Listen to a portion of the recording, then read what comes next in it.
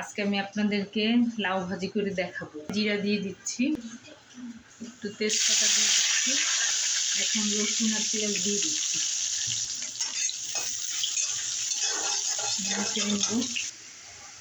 এখন লাউ দিয়ে দিচ্ছি না, এখন একটু হলুদ দিয়ে দিব।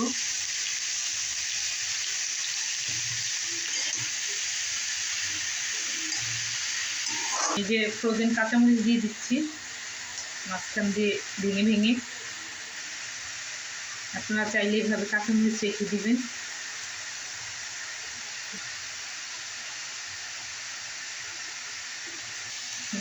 নেড়ে চেড়ে মিশিয়ে নিচ্ছি।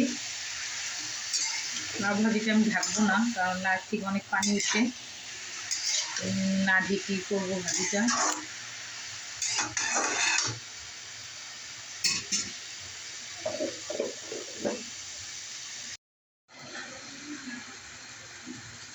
দেখুন ভাজিটা আমার হয়ে আসছে।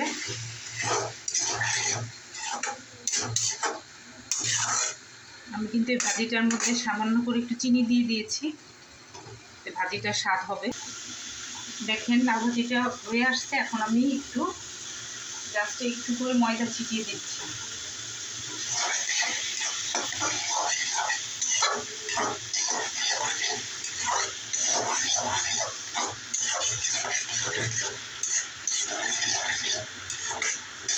হচ্ছে আমার ভাজিটা একেবারেই হয়ে গেছে, তো হচ্ছে নামিয়ে দিব। দেখেন এখন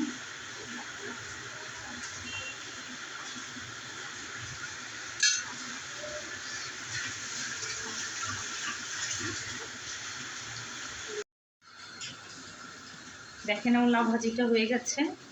আপনারা এরকম করে লাউ ভাজি করে খাবেন। লাইক শেয়ার কমেন্ট করে আমার পাশে থাকবেন। আল্লাহ হাফেজ।